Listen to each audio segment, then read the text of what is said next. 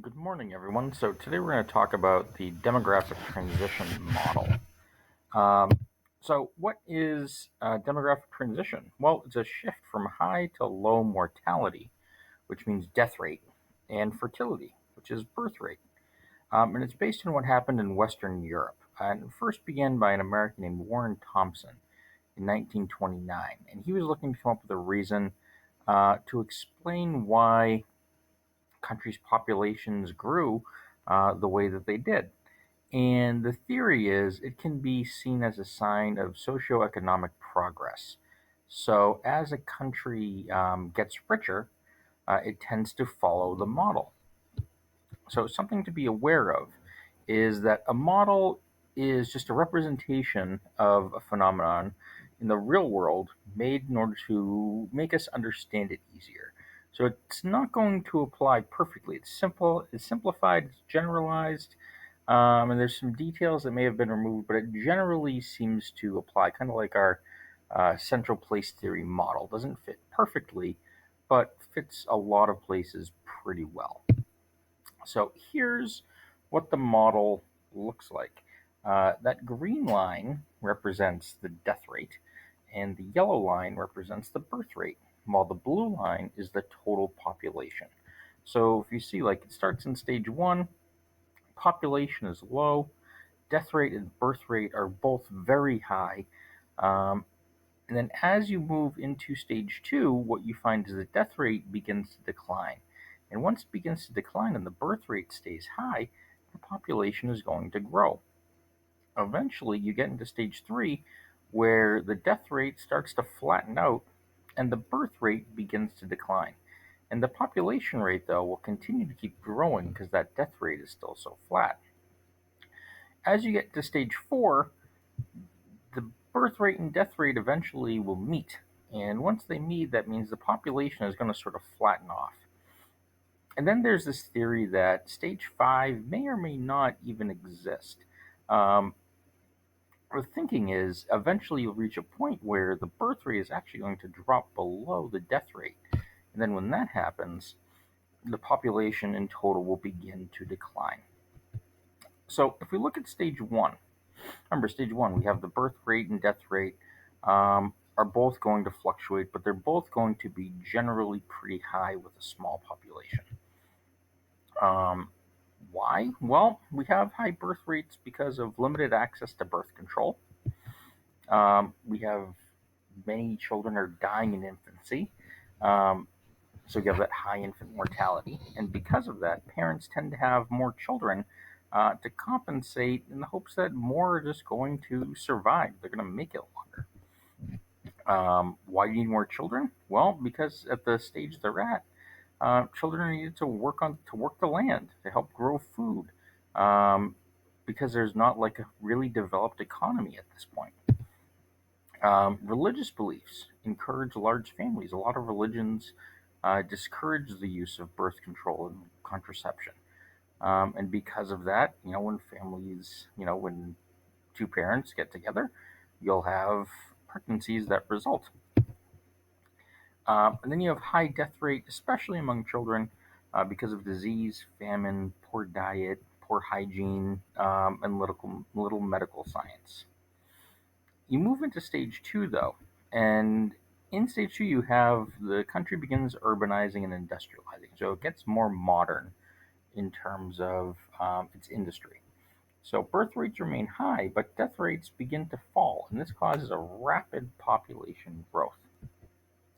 We have improvements in medical care, so now you have hospitals that exist. Medicines become more common. We have improvements in sanitation and water supply, so you're not, necessarily pooping into the water supply outside your house that people downstream later drink. We have quality and quantity of food produced rises. As you industrialize, it's easier to produce food. So you're not only producing food for yourself, there's people who produce large amounts of food for others.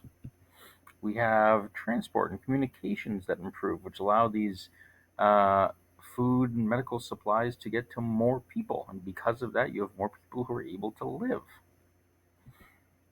And then we get a decrease in infant mortality. So, because less babies are dying, but people are still having lots of them, the overall population growth is going to continue to remain pretty high. Stage three, we finally see some decrease in growth, and industry is considered more mature. So all those developing industrialized industries become um, much more common. They're stabilized. Everyone sort of knows how it works. And once that happens, the birth rates start catching up to the death rates in terms of their decline.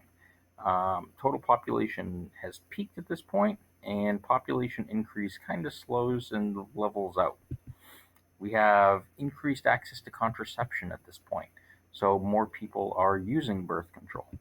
We have a lower infant mortality rate, and because of that, there's less need to have a bigger family. So you have, instead of having 7, 8, 9, 10 kids, hoping that like 3 or 4 survive, you have 2 or 3 or one. Industrialization and mechanization means fewer laborers are required. So not everyone needs to go work a farm. You go to your job, and that's fine, but you don't need to then have people have kids to go toil in the fields. So there's less of a need for you to actually have these kids as well. There's a desire for material possessions, and that takes over the desire for large families to increase your wealth. I mean, kids are expensive. You know that. You know how much money you cost your parents. There's probably a lot. It's expensive to clothe and feed extra mouths. And as people want to have more stuff, they're going to be less inclined then to have kids. And it's just a simple fact: more kids is more expensive. And then equality for women means that they're able to follow a career path rather than feel obligated to just, you know, produce babies. We have stage four now. We're into the most mature phase. Birth rates and death rates remain low, fluctuating with occasional baby booms, but also occasional epidemics of illness and disease. And we have sort of a steady population at this point. Preventable deaths are mostly avoided. And then now you move into stage five, declining birth rate. And this is the stage that some people argue may or may not even exist. In this case, we have total population is declining because birth rates have dropped below death rates. Not part of the original model, but many countries sort of find themselves in this position. Japan, for example, is kind of in a stage five of a declining birth rate that's sort of below the death rate. And then here is a sort of final example to touch back on it. You can see now we're in stage five. You can talk about the decline, where you have the birth rate has sort of gone below the death rate. So this is the overall model again. So remember, at the beginning, population is low, death rate and birth rate are both very high. Eventually, you industrialize, you begin developing access to medicines. So because of that, the death rate's going to decline, the birth rate stays high, until eventually industry gets so common, people feel less of a need to have large families, and that begins to decline and flatten out until you hit stage four, where it's sort of at the same thing, and now material possessions become really important.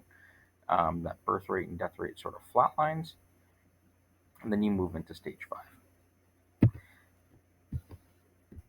So we have in stage one, high birth rate, high death rate, stable increase, children needed for farming and the reasons for those changes. Stage two, once again, very high, but the death rate falls rapidly. Stage three, Brazil is sort of in this right now, where the birth rate is falling. Stage four, US is in this. Low birth rate, low death rate. Family planning kind of leads to that changes, and then good health care. And then stage five, Germany. Very low birth rate, low death rate, and a slow decrease. And here's another example. You can see Sweden and Mexico. And we'll talk more about this next time we meet on Thursday, where I'll have you guys go over some data. If you notice, Sweden kind of started in a lot. This evolved over a very long period of time. Mexico has sort of come to it very quickly. They didn't really become a country until 1900, and they've moved through the stages much more rapidly. So now we're going to start the activity. And for this activity, what you're going to do is you are going to um, create fictional families, where you're going to create a fictional family for each of the four stages. And you're going to describe, you're going to name your family members. So, stage one, probably a large family, right? And you'll talk about what their lifestyle is like and then explain how it's an example of that stage of the demographic transition model. And you'll do that for each of the four stages. And when you're done, you'll hit submit, and that'll be it. I'll be in Zoom if you have any questions, and good luck.